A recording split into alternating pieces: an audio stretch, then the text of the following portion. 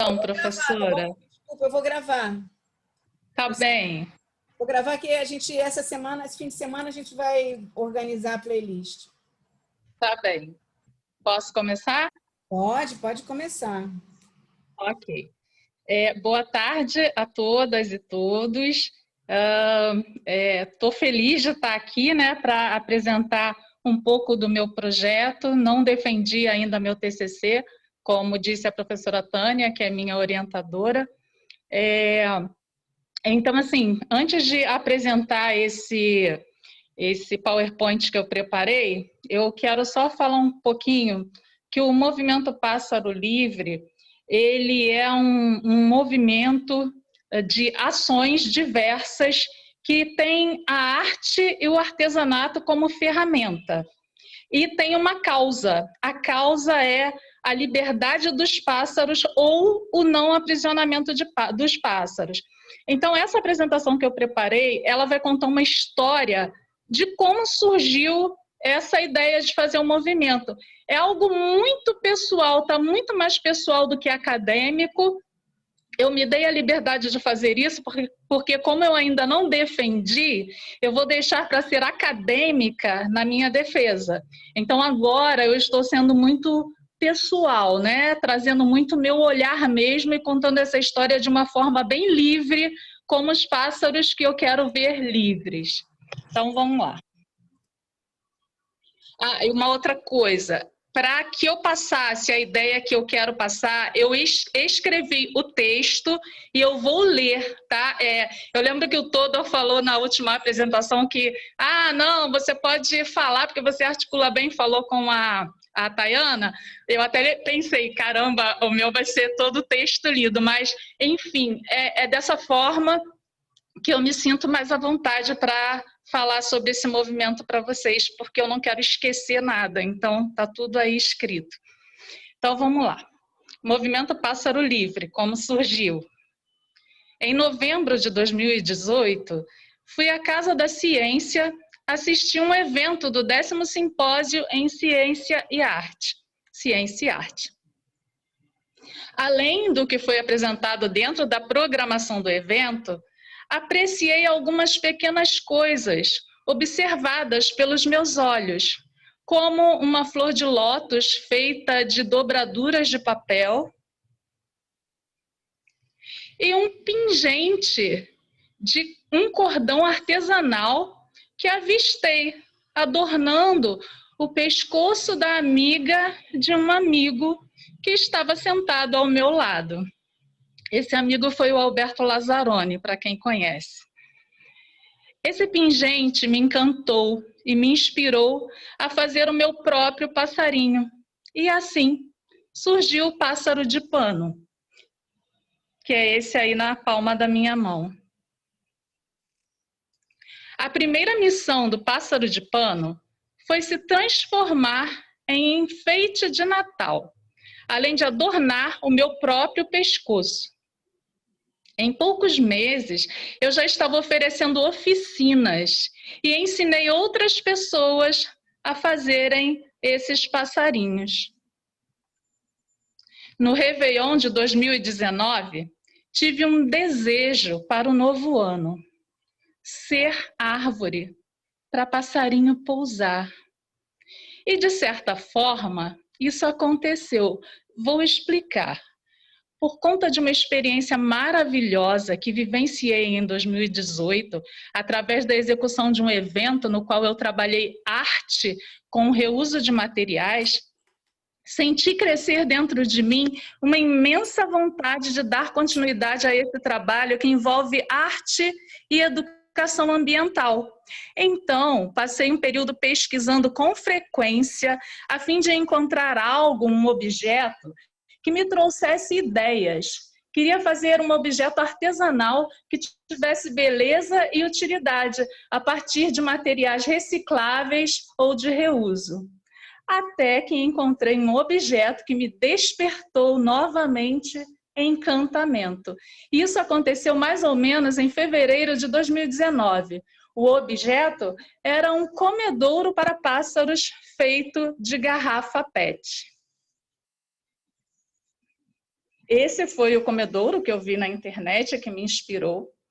No entanto, não comecei a produzir de imediato, mas em abril de 2019, um fato curioso me deu um start quando mudei de residência. Era sábado de Páscoa. Dormi na nova casa e, ao acordar por volta das 6 da manhã e começar a circular pela casa, comecei a ouvir um canto de passarinho. Fui até a varanda e não vi nada, mas continuei ouvindo. Ora mais longe, ora mais próximo. Em algum momento, assim que adentrei na casa, algo saltou sobre mim. Era uma cambaxirra. Era ela a autora do canto. Certamente uma jovem cambaxirra que recentemente aprendera a voar. Voava desengonçada por dentro dos cômodos e eu tentando achar um jeito de libertá-la. Então, ela foi parar no quarto do meu filho, que dormia, e acordou com a arruaça. Eu consegui pegá-la com cuidado e meu filho conseguiu registrar esse momento. Em seguida, eu fui até a varanda, encostei minha mão na tela de proteção e mediei a liberdade daquele pequeno ser alado.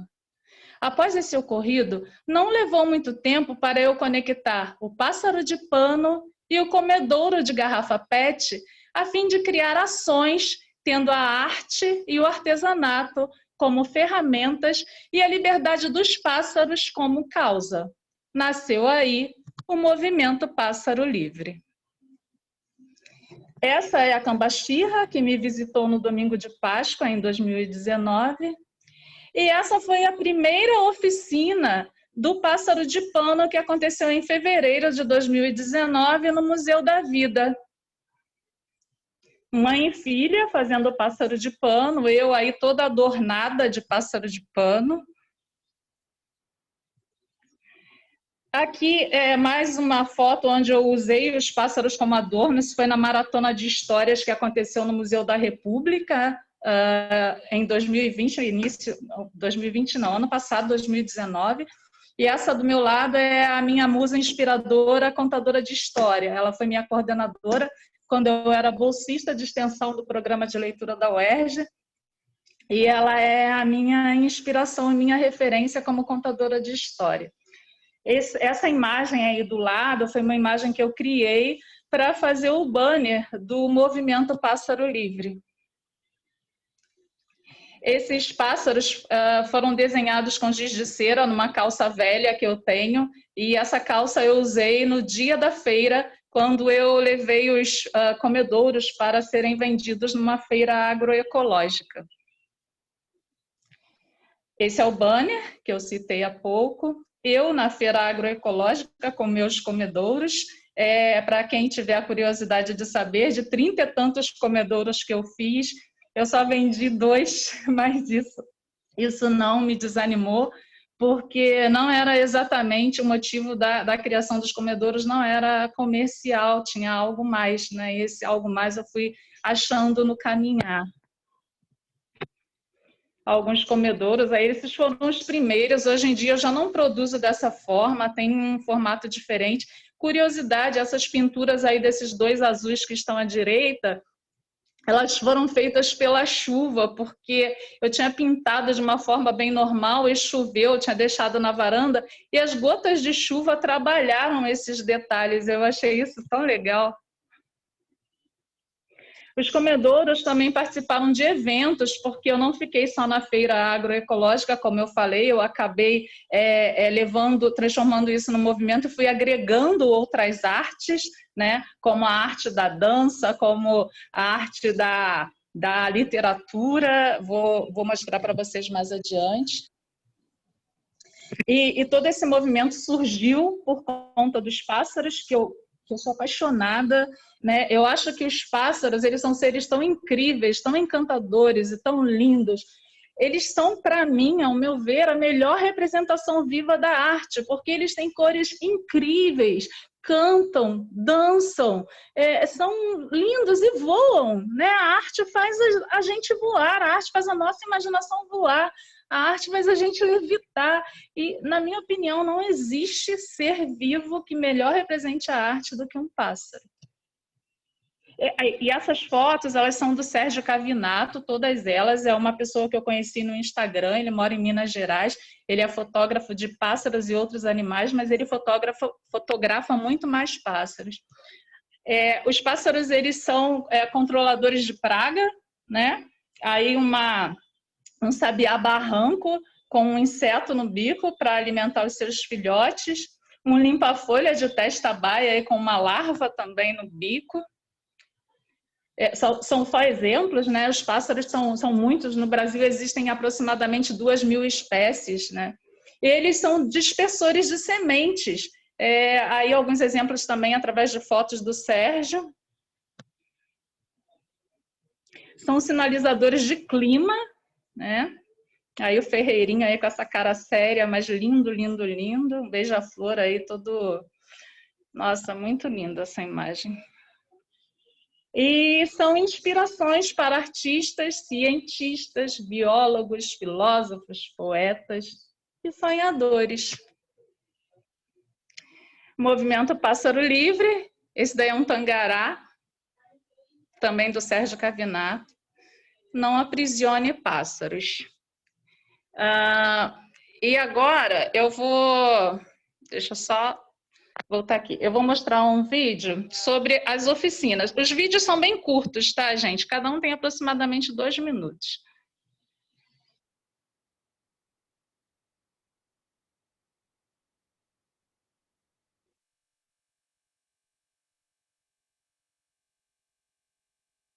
A gente não está ouvindo o som. Quando você fez o compartilhamento de tela, tem que compartilhar e tem uma coisinha para clicar. Faz um stop share aí, para de compartilhar e volta a compartilhar. Tem quando você for compartilhar, tem um negócio para clicar lá, som do computador, que aí ele vai aparecer. Então, peraí, vocês não estão ouvindo o som, né? Não, peraí, deixa eu ver. ver. Sem ouvir. Ai, meu Deus, peraí. Ai, como é que eu resolvo isso? Não para é nos de compartilhar. Para de compartilhar. Então, peraí. Vou lá, paro de compartilhar. Aí, compartilha de novo. E quando for compartilhar... Isso, agora compartilha de novo. Quando for compartilhar, presta atenção na telinha e tem um clique embaixo que você vai fazer, diz assim, com o som do computador. Tá, mas será que agora já está com isso? Ainda não, você não compartilhou ainda pra gente. Compartilha de novo e quando for compartilhar, você clica, tem uma opção aí. Geralmente a gente não vê. Viu? Agora, acho que agora deve estar... Isso, pronto. Agora, se você passar o vídeo, a gente vai ouvir. Né? Então, vamos lá. Voltando aqui. Movimento Pássaro Livre, oficinas e educação ambiental. Pássaro de pano. O pássaro de pano simboliza a vida livre dos pássaros e que eles são a representação viva da arte. Quando alguém usa um pássaro de pano, está dizendo: não aprisione pássaros. A primeira oficina de pássaro de pano aconteceu em janeiro de 2019, na colônia de férias do Museu da Vida, Fiocruz, Rio de Janeiro. Mãe e filha ouviram uma história e fizeram pássaros de pano juntas. Na Bienal 2019, teve oficina Pássaro de Pano, logo após a apresentação da performance Da Prisão à Liberdade.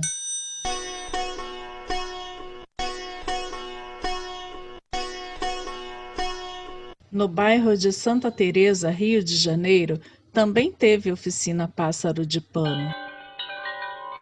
Aconteceu no Centro Cultural Laurinda Santos Lobo, durante o evento Santa História, em janeiro de 2020.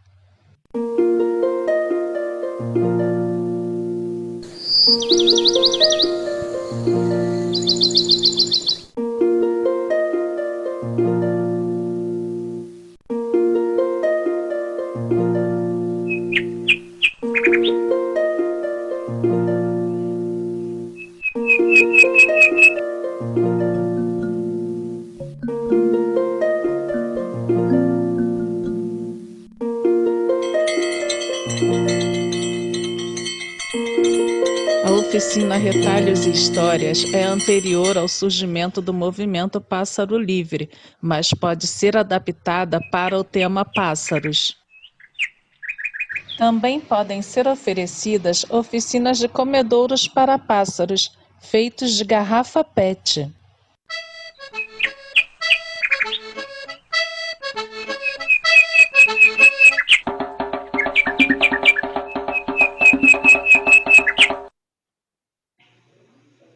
Tem mais um videozinho curto, que é o da Prisão à Liberdade, que foi apresentado na Bienal, ano passado.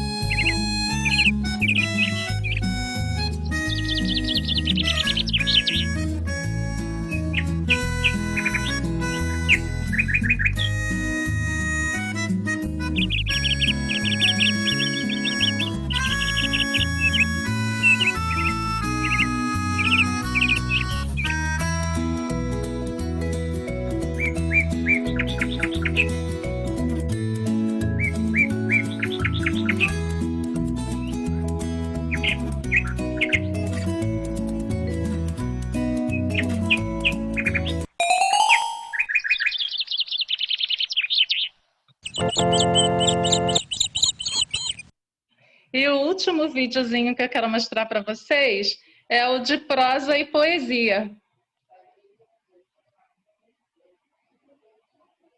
Movimento Pássaro Livre. Prosa e poesia com educação ambiental. Poesia é voar fora da asa. Por viver muitos anos dentro do mato, moda ave, o menino pegou um olhar de pássaros, contraiu visão fontana, por forma que ele enxergava as coisas por igual, como os pássaros enxergam. Um menino tinha a abundância de ser feliz, mas não era nem alegre. Quando o menino viu aquela árvore afagar os seus passarinhos, ele ficou bem alegre e usou a sua abundância de ser feliz. A voz de um passarinho me recita. E agora o que fazer com essa manhã desabrochada a pássaros? Como é belo um pássaro em liberdade, voando pelos campos bem cedinho, ou no galho da árvore fazendo um ninho, cantando de tanta felicidade. Como é belo gozar da liberdade, e como é triste o mesmo passarinho numa gaiola longe do seu ninho, cantando só por causa da saudade.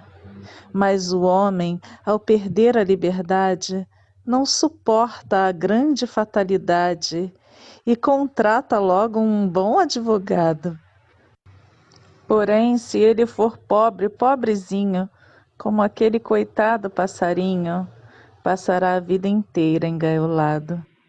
Todos esses que aí estão, atravancando o meu caminho, eles passarão. Eu, passarinho.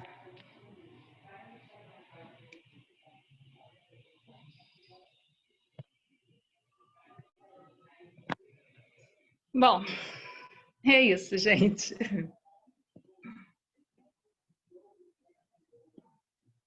Agora conta pra gente como é que você transformou essa sua militância, essa sua arte em trabalho acadêmico de ciência e arte, que foi o esforço de construir o seu TCC. Então, eu fiz uma pesquisa, né, de artigos, de autores que já tivessem publicado algo sobre pássaros, né, sobre qual o problema deles porque assim, tem muitas espécies de pássaro que estão em extinção, né? O homem, né, ele é um predador natural dos pássaros porque os pássaros são muito bonitos e cantam muito, então isso acaba virando um comércio que gera muita grana, né? E essas pessoas não se tocam de que os pássaros eles precisam estar livres.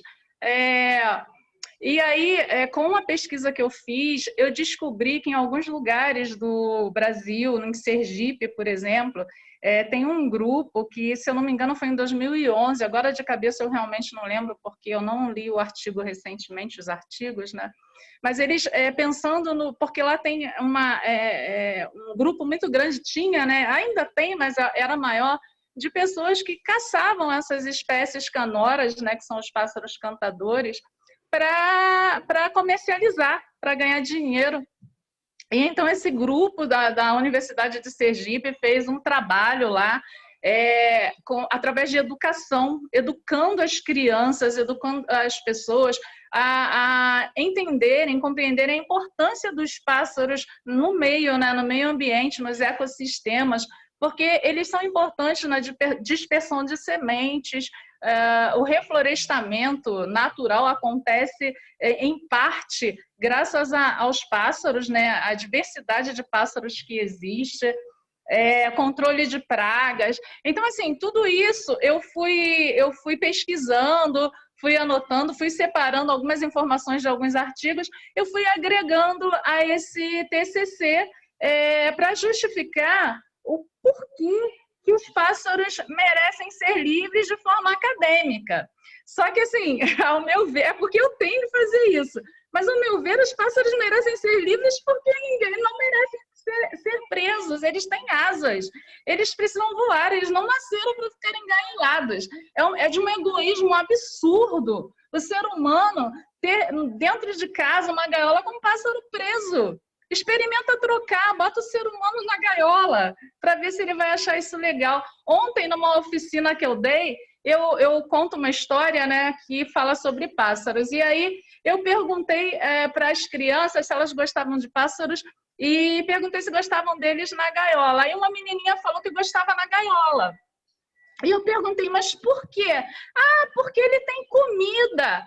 Mas você acha justo o pássaro estar preso só por causa de comida? Comida ele encontra nas árvores, ele encontra por aí. Na gaiola ele fica preso, ele tem asas, ele não consegue voar, né? Então, assim, onde eu vou e onde eu posso contar alguma história de pássaros, onde eu posso falar de educação ambiental, não só em relação aos pássaros, mas também o reaproveitamento e reuso de materiais, eu vou tentando disseminar isso, sabe? Principalmente com as crianças, para as crianças, porque eu tenho esperança de que elas podem fazer com que no futuro a gente tenha um mundo melhor, né?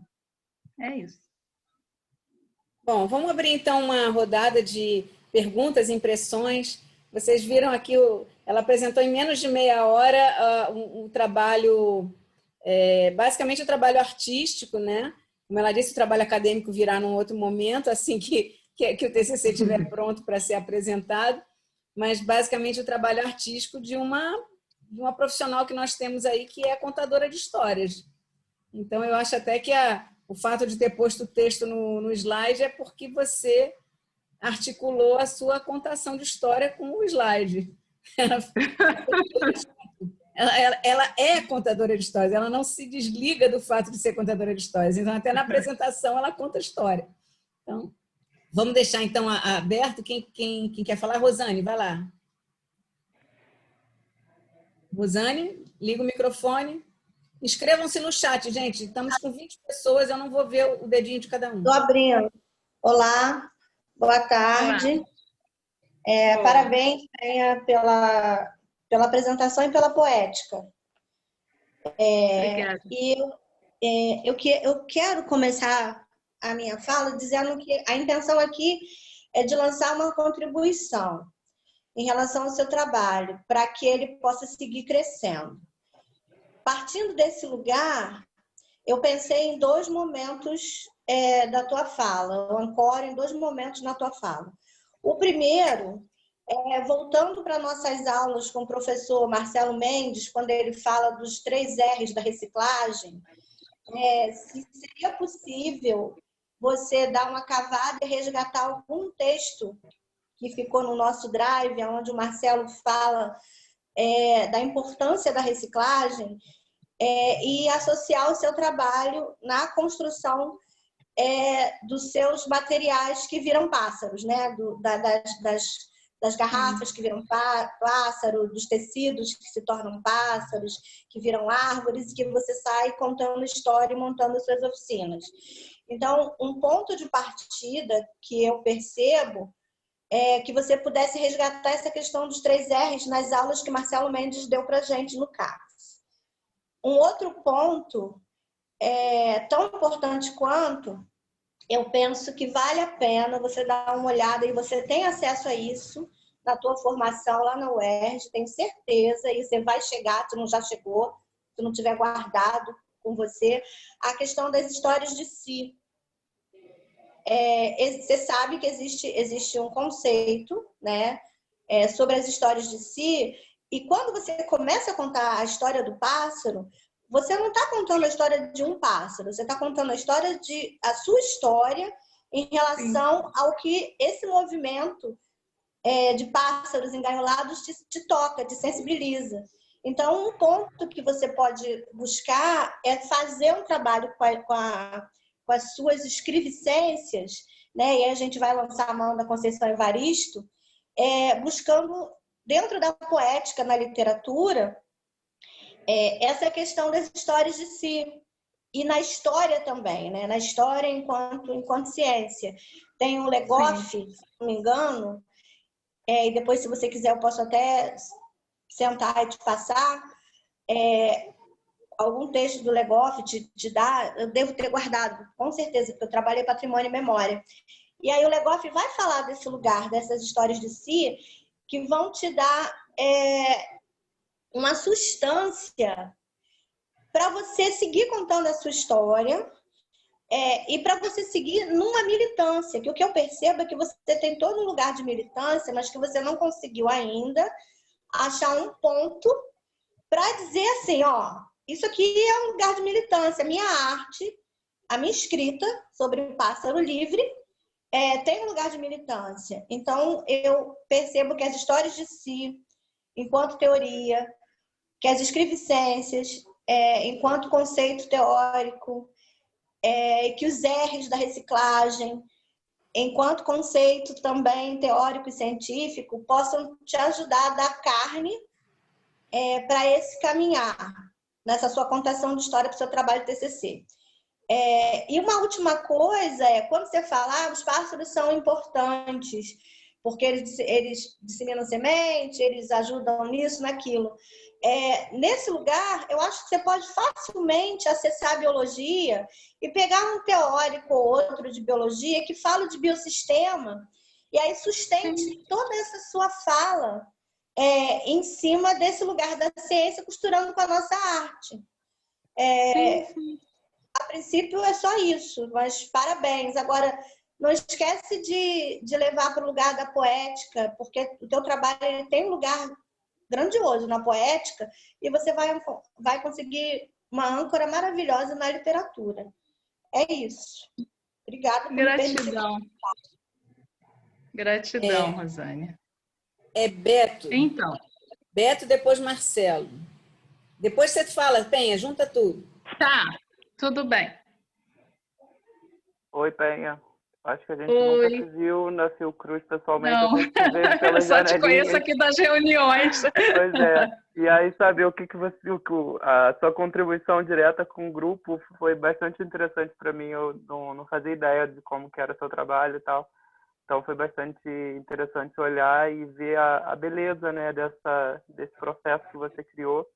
Eu, complementando, na verdade, um pouquinho do que Tânia falou e do que Rosane falou, eu acho que tem muita ciência, assim, no que você faz, sabe? Você só não fez, como você falou lá no começo, talvez uma apresentação estruturada de forma acadêmica, apesar de você ter todos os elementos na sua apresentação, só precisa, na verdade, reorganizar para que ele fique de uma forma acadêmica, mas você tem conceito, você tem a importância das suas ideias, então, assim, tem ciência, sim, porque, por exemplo, os pássaros, eles precisam, cada vez mais, tem a questão de contrabando, né, de pegar esses animais, trazer para a nossa realidade, colocar em gaiolas, então, assim, isso é, de fato, uma problemática que a gente tem, então, assim, uma coisa que a gente tem feito aqui em casa é muito do que você faz nesse artesanato, né, que você utiliza material de reciclagem, então, assim, você pegar uma garrafa PET e reciclar dessa forma é também ciência.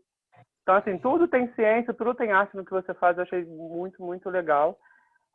Aqui em casa a gente tem feito isso, a minha mãe cismou em colocar umas vasilhas de comida com água, então esse é o nosso viveiro, a gente tem umas plantas aqui, aí minha mãe carrega com água e com comida, e a gente fez uma coisa meio parecida, sem ser na reciclagem.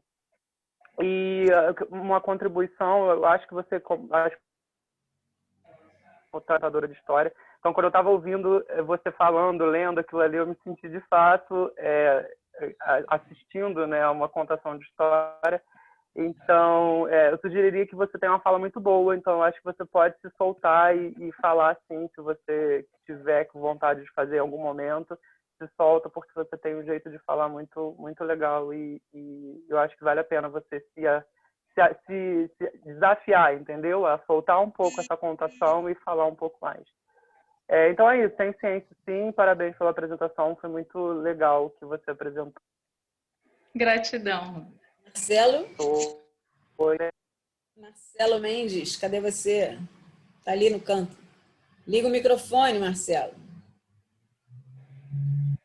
Depois vai você, Penha, que pode comentar depois. Fala, Marcelo. Está ali no seu bigode, hein, Marcelo? Cadê o Marcelo? Esse é o Márcio. Cadê o Marcelo? Oi, Márcio Penha. vai falar? Não, é Marcelo que vai falar. Márcio se intrometeu. Depois do Marcelo é a Rita. Tá ouvindo? Tá ouvindo. Sim, agora sim. Que bigode é esse, Marcelo? Bom, Penha, em primeiro lugar, quero te dar os parabéns. Gostei muito do trabalho, a ideia muito bacana. A apresentação eu fiquei meio assim, porque eu achei muita contação de história, entendeu? Como uma apresentação, mesmo você já tendo avisado que não era acadêmica, mas você está lidando dentro de uma área acadêmica, entendeu? Então, eu acho que eu deveria medir mais um pouco isso, entendeu? A contação de história com uma apresentação acadêmica junto. Né? Ficaria mais, porque acaba se parecendo que está apresentando isso para uma turma de criança, né? E tal. Bom, então, pegando essa parte, eu queria saber, esse seu trabalho, para quem? Qual é o público-alvo dele? Então, ele é principalmente para os adultos, né, que aprisionam pássaros na causa, né, a causa pela liberdade dos pássaros. Mas ele é para todas as idades, porque as oficinas elas são oferecidas tanto para crianças quanto para adultos. A arte e o artesanato, eles entram nesse movimento como ferramenta por uma causa. A causa é o não aprisionamento de pássaros ou a liberdade de pássaros. Então, quando eu estou oferecendo uma oficina ou quando eu estou contando uma história sobre pássaros dentro desse movimento, eu vou sempre trabalhando essa ideia de que é importante os pássaros ficarem livres, não serem aprisionados, não serem engaiolados.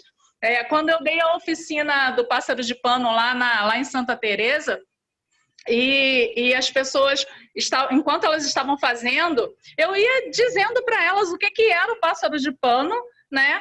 E para que se elas multiplicassem, porque algumas professoras fizeram a oficina e disseram, eu vou fazer isso aqui com a minha turma. E eu sempre pedia para levar a ideia de que aquele pássaro era um símbolo de pássaro livre, para que as pessoas lembrassem que os pássaros precisam ser livres, para que eles não fossem engaiolados. Então, todas as faixas etárias, né? A gente quer mandar um recado, quer dizer para as pessoas que caçam, que comercializam pássaros, para elas não fazerem isso, né? Mas, ao mesmo tempo, quem dá o recado é quem está fazendo as oficinas. As crianças que participam da oficina. A menina que ontem, ela me falou que gostava de pássaro engaiolado, com certeza, ela vai comentar alguma coisa em casa, provavelmente pode até ser que tenha pássaro engaiolado em casa, né? E talvez ela comece a questionar por que o pássaro está dentro da gaiola, né? E aí, aproveitando e respondendo a colocação da Rosane, fazendo já um comentário, realmente, essa é uma história que tem a ver comigo mesmo, desde criança, porque eu fazia isso. Eu quebrava as gaiolas dos meus irmãos e tirava os pássaros de dentro, dava um jeito de disfarçar para que não descobrissem que fui eu, né? Porque senão eu ia apanhar. Então, é uma coisa que vem comigo mesmo desde criança, só que assim, a gente vai crescendo e aí nossas vidas vai tomando vários rumos. E eu comecei a resgatar isso há pouco tempo, né? A partir até dessa história que eu contei para vocês, do pingente que eu vi, do comedouro que eu me encantei, né? Todo esse processo, ele tem a ver com o meu eu, com as minhas histórias, com a minha história pessoal lá na minha infância, sim, com certeza, né? E é isso. Parabéns. Obrigada, gratidão. Marcelo, você quer continuar a falar? Você fez uma pergunta e... Não, era só saber mesmo quem era o público-alvo, né? Por causa da maneira que ela apresentou, que pareceu ser uma coisa muito voltada para o ensino fundamental, entendeu? Para apresentar para a criança do ensino fundamental como que ela deve... A maneira de contar a história, você está entendendo? Então, eu acho que deveria ver bem essa coisa aí. Quem é tem uma maneira diferente de contar a história para criança e para adulto? Sim, a maneira de falar, a maneira de articular e tal. Porque acaba se tornando uma coisa mais... a fala fica dependendo para quem pode se tornar chato, entendeu? Eu acredito que... Não, eu acredito que isso que o Marcelo falou de que eu preciso ser mais acadêmica, eu concordo plenamente. Eu realmente tenho dificuldade de ser mais acadêmica. Eu tenho dificuldade, mas assim, como eu falei no início, eu vou deixar para me esforçar nisso na apresentação do meu TCC, né? E eu vou lembrar de você falando, Marcelo, até porque eu já prestei atenção nisso em mim, eu tenho dificuldade mesmo, né? Porque eu sou muito mais intuitiva, eu sou muito mais... quem mexe com arte, quem é artista desde criança, é difícil ser acadêmico, né? Mas eu juro que eu vou me esforçar, viu? Mas a questão de... Na minha apresentação, a Tânia não deixou? Mas a questão de contar história para criança ser diferente de contar história para adulto, sim, dependendo da faixa etária tem uma diferença sim, né? E dependendo da história também, tem história que não dá para contar para criança, assim como tem história que contar para adulto. Normalmente, eu não vou nem dizer adulto, mas adolescente. Tem algumas histórias que eu conto que se eu contar para adolescente, eles torcem a cara, né? Isso é completamente normal. Mas assim, o que eu não concordo é que o tom que eu usei para essa leitura foi para criança. Isso eu realmente acho que não foi. Mas, enfim, é a minha opinião, tá, Marcelo? Eu respeito a sua, tá bom? Sim. Atenção nisso, entendeu? Claro. Entendeu? Se você ouvir bem conforme está falando, parece realmente que está voltada para a criança. É uma maneira de falar de apertar, fofinho. Mas olha só, deixa eu falar sobre esse bigode aí. Você está parecendo com o Oswaldo Cruz, Marcelo. Por causa do bigode? Gente, tem gente inscrita. É Rita agora. Tá bom, vamos lá.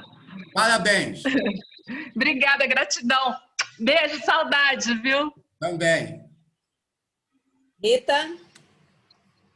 Oi? Alô, tá me ouvindo? Estamos ouvindo. Sim. Ih, que lindo. Estou atrás, né? A Fiocruz atrás, olha que lindo. Eu tô mudando. Eu e Marcos copiamos, colocamos também. Ah, você Coloquem. Cheguei aqui no castelo, não era. Olha que lindo. Lindão. Então, olha só, massa esse trabalho, eu acho que tem muita coisa bacana, né, pra gente trabalhar. É um exercício mesmo que a gente faz sempre com relação à academia, um exercício constante. E aí, enquanto você falava aqui, eu dei uma pesquisada na literatura e eu vi umas coisas que podem ser legais para você. Por exemplo, eu vi um trabalho de conclusão de graduação em biologia que ela fala sobre ensino de ciências e educação ambiental através da contação de histórias. Aí eu vi também alguns artigos sobre a educação ambiental nos anos iniciais, a estratégia de sensibilização dos alunos, né? Vi uma coisa que pode ser importante na sua introdução, que ele fala sobre a transversalidade da educação ambiental na prática. Existem duas linhas da educação ambiental crítica e educação ambiental conservadora, né? Então, a transversalidade é um filósofo que ele fala exatamente sobre as outras formas de você utilizar, né, a educação ambiental, né? E tem também outras coisas aqui legais que eu até botei aqui no Word para te passar. Tem, acho que pode ser na sua introdução. Tem assim, era uma vez a princesa negra na contação de história em uma turma do primeiro ano. E outro fala sobre uma arte e educação na perspectiva de colonial em espaços museais e diversidade de narrativas. Mas, antes de você ver tudo isso que é disponível na nossa literatura, né, eu queria te fazer uma pergunta assim, várias, né?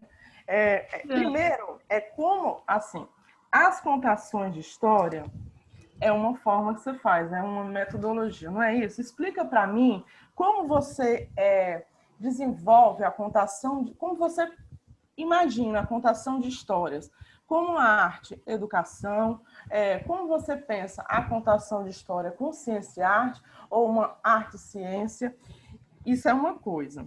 Outra coisa é que eu pensei um pouco no seu trabalho na estrutura. E aí, só viajei aqui, né? Então, na introdução, você pode falar sobre a contação de história, sobre a arte e educação, e aí é que pega. Porque aí você vai falar sobre ciência e arte, arte e ciência, como você vai pegar isso, entende? E aí você vai falar assim, na sua metodologia você podia até falar qual é o grupo que você utilizou, porque eu vi que você gosta da contação de história. A gente viu 2 vídeos legais aí seu, né? Você tem esse ponto forte, né? Então, assim, quais foram os grupos que você utilizou? Quais foi o critério dessa contação de história? Essas histórias foram suas? Ou você pegou de alguém? Qual foi o critério, entende? Porque a metodologia é a receita de bolo mesmo, que a gente vai fazendo, né? Que eu uso farinha de trigo, eu uso manteiga, eu usei o quê? Mas aí, antes disso, a gente vai saber como é que a gente vai utilizar no texto. Então, é isso. Mas aí eu gostaria de saber como é que você explica essa sua contação de história com ciência e arte, é uma arte e educação, como é que é isso? Então, primeiro, gratidão aí pelas dicas dos artigos, assim, achei muito legal, muito bom, puder me passar, te agradeço muito, né? Mais material para pesquisar e gosto muito desse tema. Em relação à contação de história, eu sou contadora de história oficialmente, né? Porque isso foi um treino, eu fiz parte do programa de leitura da UERJ em 97, então, oficialmente... Só um complemento, isso que você falou para a gente pode ter até no seu memorial do TCC, claro, né? Assim, porque é um pouco de como é que você chega, quem é você naquele universo, né? Acho que ficou legal. Então, e assim, aquela foto, uma das fotos que eu mostrei, que eu falei que tem a minha musa inspiradora, né, é a Maria Clara Cavalcante. Ela é uma estudiosa, doutora nessa área de literatura, ela trabalha na PUC, em outros lugares também. Ela foi minha coordenadora na época do Ler UERJ, em 97, 98. E assim, a contação de história lá, o foco era outro, não era ciência e arte, né? A gente contava história para promover leitura, para promover literatura. E algumas vezes também, em casos específicos, a gente contava histórias em hospitais, no Hospital Pedro Ernesto, para ajudar os médicos com alguns pacientes jovens, adolescentes, crianças, que estavam em situações muito específicas, né? Também fazíamos trabalhos com gestantes.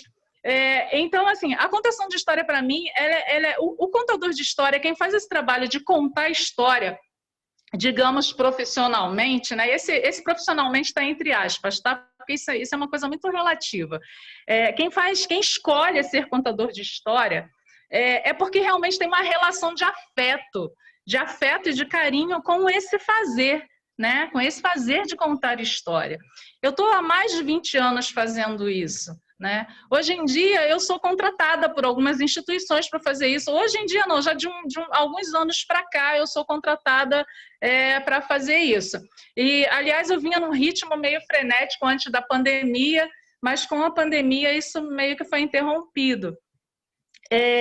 Eu não sei se eu consigo responder essa pergunta, porque eu não consigo academizar o fato de ser contadora de história, a não ser que eu direcione, entendeu? Se eu direcionar para contação de história em hospital, isso vai dar vários temas, vários assuntos, isso vai dar tese de mestrado, de doutorado, como já tem. Fala.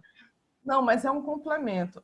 A gente sabe que existem contações de história em reabilitações de hospitais, tem artigos falando sobre artigos até recentes de 2020. Mas eu acho que você pode pensar no seu labor, na sua prática, como algo científico. Agora que você vai precisar fazer esse TCC. Sim, eu conto, inclusive, se vocês quiserem até conto, não sei se vai dar tempo, porque ela leva mais ou menos uns 7 minutos, que fala justamente disso, né, da educação ambiental, porque nesse movimento Pássaro Livre, eu uso a história como um instrumento para trabalhar a educação ambiental. Né? Então, aqui o objetivo é esse, mas eu não conto história só pelo movimento Pássaro Livre. Né? Eu não sei se eu respondi o que você queria saber, mas é isso. E o meu TCC, ele já está pronto, praticamente pronto. Algumas coisas que vocês falaram já está no meu TCC, que a Rosânia falou. Eu tenho uma história lá que é a minha história, né? A menina do pássaro, a história da menina do pássaro, que é justamente a história de quando eu era criança, que eu quebrava as gaiolas dos meus irmãos, né? A questão dos 5 R, dos 3 R's que a Rosane citou, na verdade, eu faço um trabalho com os 5 R's, porque de vez em quando também me contratam para falar um pouco sobre educação ambiental, e isso já acontecia antes mesmo desse projeto Movimento Pássaro Livre. Então, assim, o que eu fiz foi agregar tudo, juntar o que eu já fazia com o movimento, né? Então, hoje em dia, eu trabalho muito essa questão de educação ambiental. Ontem mesmo foi um dia que eu trabalhei lá em Cosmo, longe pra caramba, com as crianças de lá. Então, já são coisas que eu já faço. Tem várias coisas que estão no TCC e que eu não tinha como mostrar aqui, né? Porque eu vou deixar para fazer essa parte, como eu falei, mais acadêmica, na defesa, né? Mas eu acho que todas essas sugestões que vocês estão dando, todas essas falas são importantes, né? Eu aprendo com isso, as dicas aí dos artigos também. Só um complemento. Eu perguntei exatamente como você vê essa contação de histórias. Muda, Tânia. Rita, tem gente inscrita. Calma. Se inscreve de novo. Tá. Só um complemento. Vai lá, deixa ela complementar. É só um complemento. Porque eu falei dessa complementação de pensar na contação de histórias com ciência e arte, porque está na especialização em ciência, arte e cultura. Sim. É possível, sim, com certeza. Com certeza. Valeu, Rita. Gratidão. Gente, olha só, tem eu, Cristine e Jaqueline inscritas. Na minha fala, vocês, quem ainda quiser falar, se inscreve, tá bom? Depois a gente encerra as inscrições para encerrar na hora. É uma prática que a gente tem que ter. Eu me inscrevi para falar, para defender aqui que vocês parem de atacar a academia, como se a academia fosse a antítese da arte. Entendeu? Marcelo, Penha, a academia não é a antítese da arte, não. Existe academia de arte. Academia é um nicho de estudo. Só isso. Se você estuda ciência, se você estuda arte, se você estuda movimento corporal, você está no âmbito da academia. A forma como você se expressa, a gente está... Quando faz um mestrado, quando faz uma especialização, quando faz um doutorado, você tem um formato de texto final que é um formato acadêmico, mas o formato acadêmico não necessariamente engessa. Eu quero lembrar que a tese de doutorado do Matraca tinha um texto fictício. Eu quero lembrar que Galileu escreveu os trabalhos científicos dele em forma de diálogo de personagens. Entende? Então, a criatividade, a liberdade do texto acadêmico, ele depende do autor.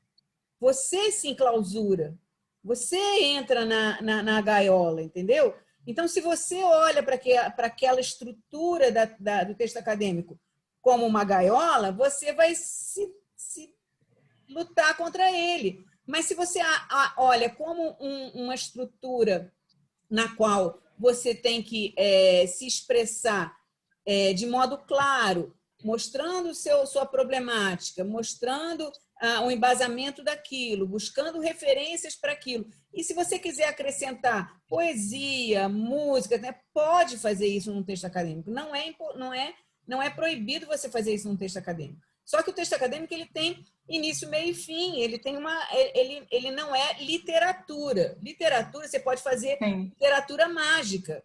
E ela não necessariamente precisa ter um fim. Você pode, né? A diferença do texto acadêmico é que ele tem início, meio e fim. Ele tem uma coerência interna que tem que ser seguida. Mas o formato dele pode ser alterado, pode ser mesclado, né? Então, a gente não precisa pensar. Quando o Marcelo disse que eu fui contra que ele apresentasse uma performance no final da defesa, porque a defesa é uma coisa, a performance é outra, né? Mas mesmo na defesa, você pode depois fazer uma performance. O Matraca fez isso, está filmado, está gravado. Ele defendeu a tese, apresentou a tese, defendeu a tese, a banca falou, depois que a banca falou, ele se transformou e fez uma performance. Porque aquela performance fez parte da defesa, é única, foi, né? Então, quem inventou de fazer aquilo foi ele. Eu fui contra até o final da banca.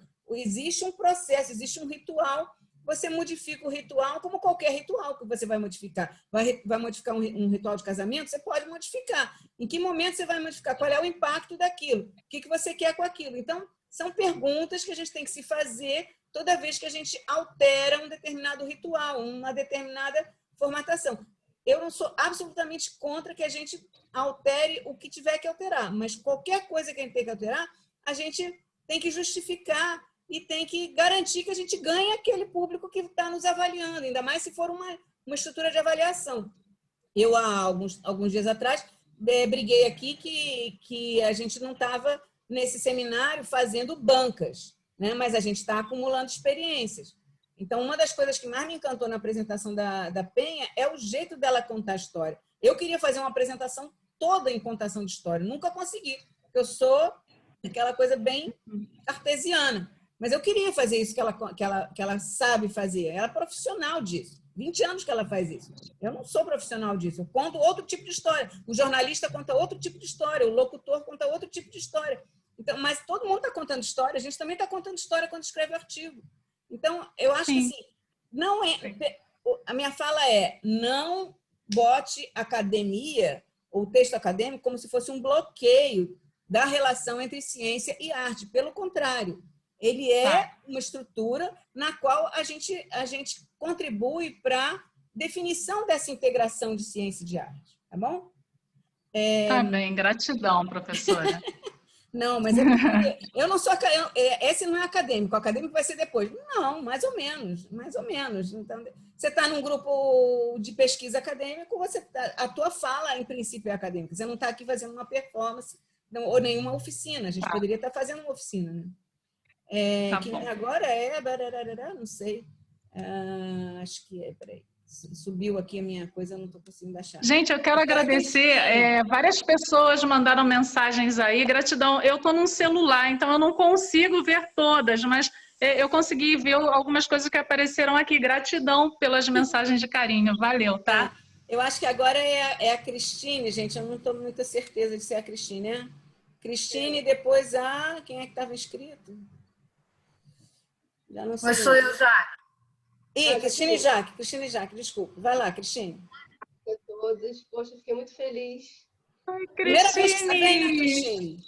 Realmente eu estou Que falando... linda! Não contribuo, fico quietinha, mas observo e fico feliz com todos os trabalhos que estão sendo apresentados. Nem sempre a agenda dá. Eu estava fazendo aula de yoga durante... Tá meio baixinho, viu, gente? Tá? Não consigo ouvir direito. Aumenta um pouquinho aí. Melhorou? Melhorou, um pouquinho. Muito feliz de estar assistindo aí a Penha. Sou admiradora dos trabalhos dela. Ela participa também do meu projeto. E fiquei encantada com essa literatura, esse canto de história, os passarinhos. E eu estou alinhada demais com você, você não faz ideia.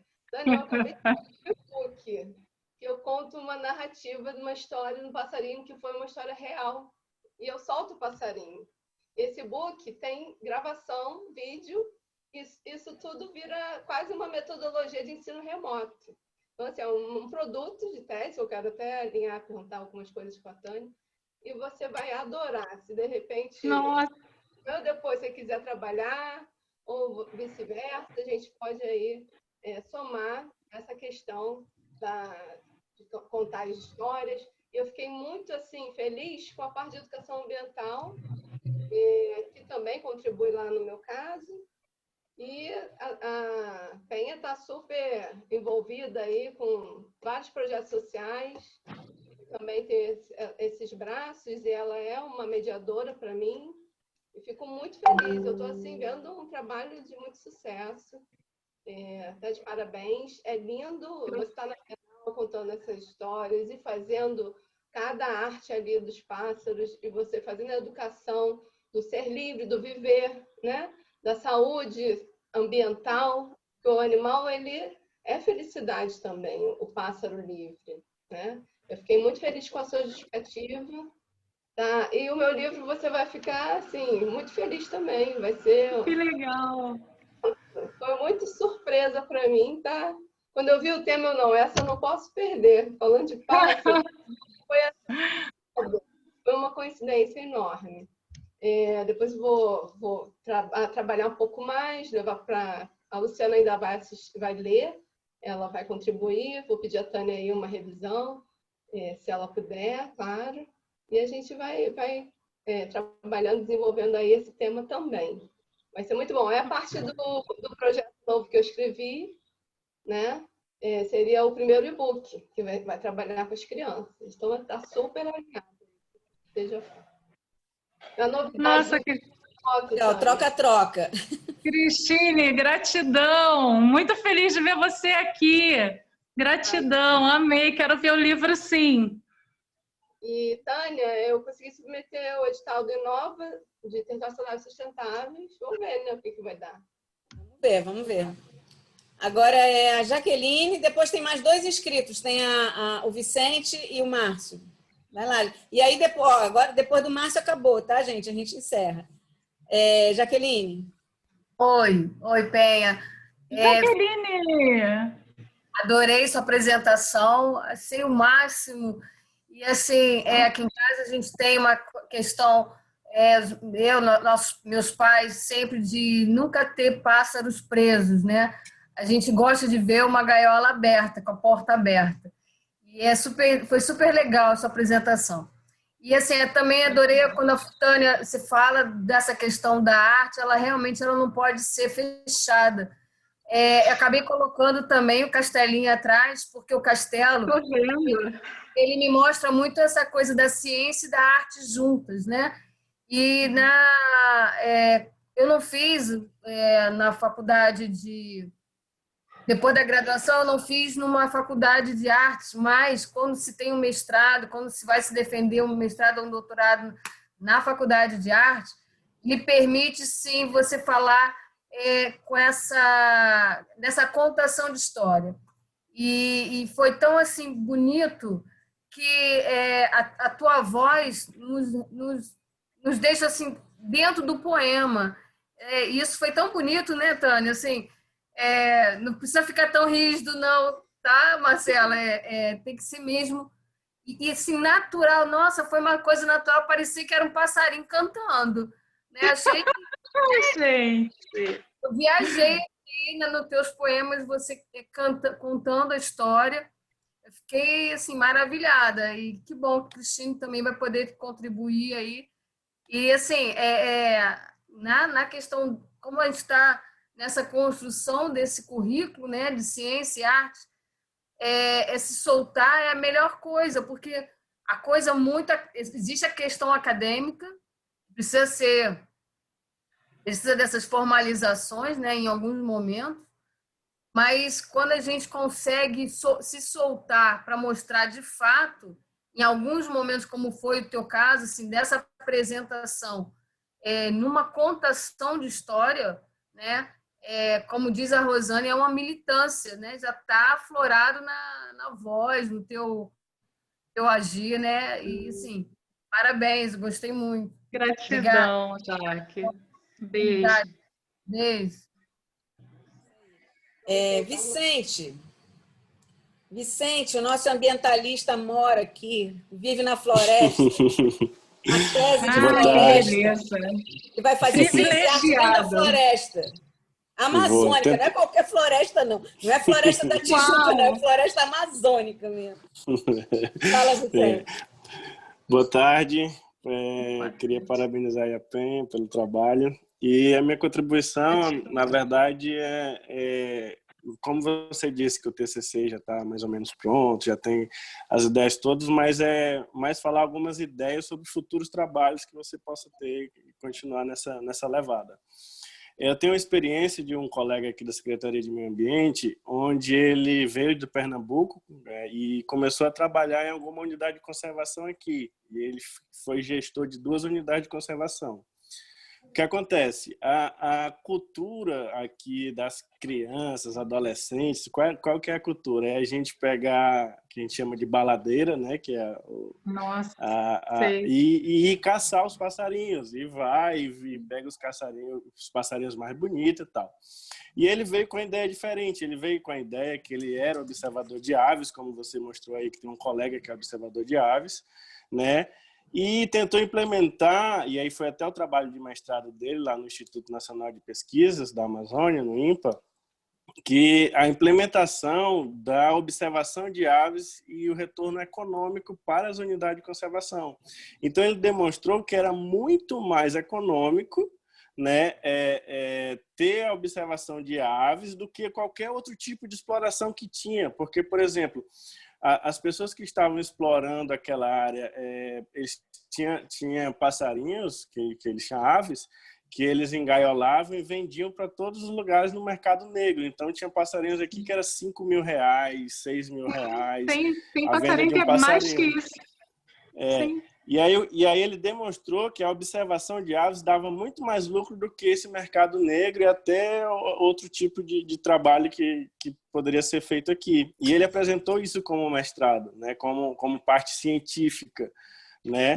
E inclusive ele faz a cada 2 meses, ele faz expedição com observadores de aves de todo mundo. Então, vem pessoas da Europa, vem pessoas dos Estados Unidos para fazer observação de aves e ficam 1 semana com ele dentro, faz todo o cronograma de observação de aves, tirando fotos. O cara diz, eu quero avistar esse tipo de ave. Aí ele sabe os locais que está cada tipo de ave. E aí, assim, dentro do trabalho dele, foi muito legal essa parte econômica, mostrar que era viável para a gestão de unidade de conservação. Mas eu sentia muita falta essa parte da arte. Essa parte da educação ambiental, das crianças que estão ali dentro daqueles parques, que estão dentro dessas unidades de conservação que ele trabalha. E até hoje não tem nada assim voltado justamente para isso. E aí a minha contribuição é dizer assim, se você quisesse, pensasse algum dia em casar algum trabalho sobre isso, ele ficaria super feliz, porque ele, como gestor, ele tem responsabilidade de educação ambiental, nossa, que máximo! E aí depois a gente poderia conversar e eu poderia colocar vocês em contato para casar os trabalhos. Vamos conversar, sim. Tá bom? Eu quero muito ir para o meio do mato, eu sinto muita falta disso. Tem eu nasci no meio do mato. E tem no meio do mato. que é tipo um Facebook, um Instagram, é o Wikiaves. E aí você pode dar Wikipédia de aves, né? Eu sou seguidora também. Eu sou seguidora do Wiki. E o Wikiaves aqui, tem algumas pessoas aqui da região norte, eu falo pelo Acre, mas eu sei que tem na região norte, que tem muitas aves que são endêmicas daqui, que só tem nessa região, que não existe mais em nenhum lugar do mundo. E talvez algum trabalho seu desse de arte, junto com essa galera que trabalha isso, talvez seria interessante para você. Tá? Poxa, acho que essa era a minha contribuição. Gratidão. Muito parabéns pelo trabalho. Por essa contribuição maravilhosa, gratidão. Então, estamos aí em contato aí, se precisar. Tá, vamos sim. Até mais. Agora é o Márcio. Então, eu peço desculpa, eu cheguei um pouco atrasado, vi a fala da Penha, só o finalzinho, a contação de história. Parabéns, Penha, acho que tá no caminho muito bom isso aí, futuro, hein? Mas eu queria fazer uma pergunta, na verdade é uma reflexão que eu queria colocar para o grupo, né, e direcionar a pergunta para a Tânia. Vou botar a Tânia com a batata quente na mão agora. É o seguinte, nessa linha que ela falou sobre a academia não tolhe, né, que as artes são bem-vindas, né? A Tânia ela tem essa vivência, né? Há quase 30 anos ela fundou o Ciência e Arte, né? Mas então vai nessa linha a minha pergunta, né? Se a gente não acha que assim, por exemplo, talvez um produto ou alguma coisa, um processo ou uma performance pode ser uma defesa. Eu vou dar de uma dissertação, por exemplo. Vou dar o exemplo da Tayana, por exemplo. Ela tem a artéria, né? E se ela faz um relatório tudo que ela estudou para fazer a artéria e mais a artéria, será que isso não seria uma boa dissertação, né? E a minha pergunta é, será que a gente não está no momento de talvez mudar isso, né? De a gente ter mais produtos e processos de apropriação social e menos papers e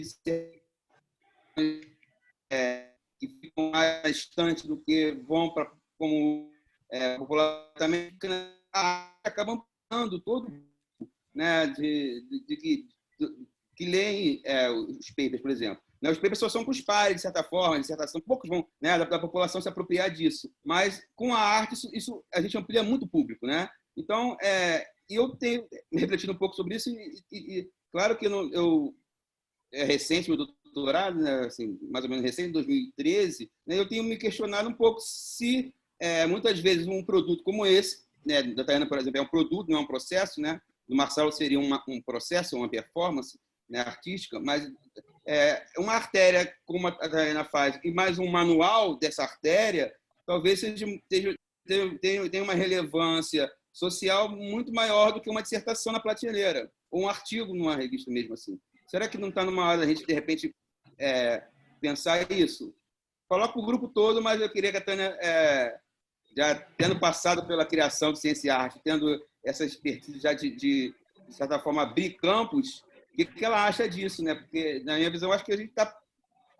Acho que essa fragmentação, esse encaixotamento, de certa forma, que a academia acaba realmente fazendo, acaba também afastando um pouco da sociedade, no sentido mais amplo, né? É isso que eu queria colocar. Sei que a pergunta é difícil. Não é nem um pouco difícil, é fácil. O encaixotamento não existe, ele está na nossa cabeça. Se você se deixa encaixotar, você se encaixota. Se você não se deixa encaixotar, você abre os espaços. 2009, 2010, eu acho, foi a defesa da tese do Matraca, e eu digo que ela foi um marco porque ela fez exatamente, Márcio, a junção de muitas coisas. Ela juntou um texto teatral fictício, ela juntou 2 artigos, ela juntou 2 vídeos e juntou uma parte escrita que ainda estava num formato potencial de artigo. Então, a forma como você finaliza um produto teu de titulação, ela é aberta. Eu fiquei encantada com uma tese de doutorado que eu vi na Unesp, que era inteira desenhada, não tinha texto, era desenho. E não era uma tese do campo da arte. Não era da arte, era da educação. A educação fez uma tese inteira em desenho. Quem nos mostrou uma tese assim também, outra, foi o Camilo Riani. Ele fez uma tese inteira em cartoon, né? Uma tese inteira que contava uma história. As teses e as dissertações, elas devem contar história. Se você tem capacidade de fazer aquilo de uma forma diferente, ouse. Ouse. Você vai receber pancada? Vai. Mas se você for bom, vai ser muito difícil que a pancada se segure, entendeu? Então, acho que a questão de ousadia ela tem a ver com esse processo. O que é produto, o que é processo, o que é isso e aquilo. Eu acho assim, claramente, você quando faz ciência e quando faz arte também, primeiro você tem que ser validado pelos pares. Qual é a obra artística que não tem validação dos próprios artistas? Não tem. Ele vai dizer que é artesanato, que é outra coisa que não é arte. A arte tem uma validação mais dura do que a ciência, ou tão dura quanto. Quem vai dizer que polo que é arte? Quem vai dizer que, né, especialmente a arte conceitual, a arte contemporânea, ela é hipervalidada. Você não carimba aquilo como arte porque você quer, assim como você não carimba um artigo porque você quer, você tem validação. A validação por pares é a parte da comunicação que é, digamos que é horizontal, que eu digo. Horizontal, é entre os pares. Agora, quando você quer falar para além dos seus pares, você quer ser um artista que fala com a população, você vai para a rua, você faz o que a Almir Haddad faz, teatro na praça, né? Aí você está rompendo com a comunicação de pares e você está fazendo comunicação com a sociedade. A comunicação com a sociedade a gente pode fazer como cientista indo para a praça, indo para a internet, fazendo de outras formas. A comunicação entre pares não é o artigo. Então, você tem um campo da divulgação que é entre pares e um campo da divulgação que é entre ímpares. Entendeu? Então, hoje em dia, a ciência tem que falar com os dois, ela já sabe que tem que falar com os dois. A arte tem que falar com os dois. E se os instrumentos são diferentes ou são iguais, é uma outra questão, mas, de qualquer maneira, é muito raro que um mesmo instrumento consiga falar com os dois. Quando isso acontece, é uma ruptura, é uma inovação paradigmática, entendeu? Mas, como foi a tese do Riani, por exemplo. Eu acho que a tese do Riani, ou como foi a tese do Matraca, são teses paradigmáticas que rompem muitas coisas ao mesmo tempo e trazem inovações, trazem conceitos, trabalham conceitos mais profundamente ou menos profundamente, mas eu acho que é possível sim. Agora, ninguém faz nem ciência nem ciência e arte por nós. Ou fazemos nós, ou ninguém faz por nós. Então, não adianta ficar falando que é importante fazer e tal. Vai e faz, entendeu? E aí se define como espaço, ocupa o espaço, né? Ocupa o espaço, referencia o espaço e manda ver. Foi isso que o Oswaldo Cruz fez, gente. Eu não estou falando nenhuma... Vocês estão com o castelo aí atrás? Aquele louco fez esse castelo, cara, em 1912. Entendeu? Para fazer ciência. Um castelo para fazer ciência. Tu já viu isso? Entendeu? Que coisa mais louca do que isso? Mais ousada do que isso? Tá aí, todo mundo está usando. Vocês estão usando o castelo atrás. Por quê? Ele fez um templo de arte para fazer ciência dentro. E a gente se apropria desse conceito e diz, a gente não está fazendo nada mais do que o Oswaldo Cruz já fez. Bom, então vira, sabe, vamos andar com a roda para frente. Tem outras coisas novas para fazer. Eu queria muito uma tese em história contada. Mas queria muito. Uma tese de doutorado em história contada ia ser o máximo. O máximo. Uma tese em quadrinhos. Olha só, uma tese em quadrinhos. Olha o trabalho que vai dar. Nossa. Trabalho enorme. Mas a gente não vai conseguir fazer isso. Hein? Né? Olha, não vai conseguir fazer isso de uma maneira tranquila. Não, leva tempo. Leva tempo. Deus aceita nossos pedidos, hein? E olha que ela está com um projeto assim. Vai ter que ter validação, tem que aguentar firme, entendeu? Os artistas perguntam como é que são as teses de arte. Não são as obras na parede, não são.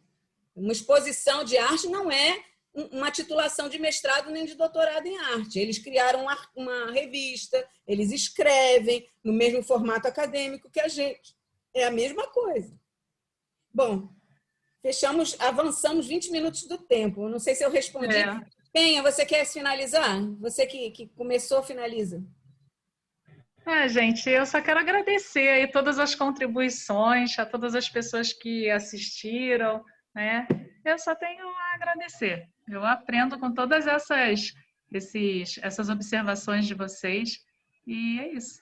E gratidão, professora. Então, gente, olha, semana que vem, palmas para Penha. Semana que vem é dia 11, 18. Eu não me lembro quem é, mas eu vou ver quem é. Alguém está aqui? Quem é da semana que vem? Ah, não sei. Eu vou verificar quem é. Está lá na lista. Está lá na lista. E dia 25, tá? Não é a próxima, é a outra. Nós temos o Laser Rio, com duas pessoas muito legais. Um é um físico hard e o outro é um matemático artista, que é o João Cândido Portinari. Legal. Então, a gente está juntando de novo o João Cândido com o Constantino de Sales. Tá? Siles, eu acho. E aí, eu vou pedir a vocês para ajudar a divulgação, para a gente tocar. Gente, obrigada. Parabéns, Valeu, adorei. gratidão. Valeu. Gratidão. Tchau. Tchau, beijo. Beijo.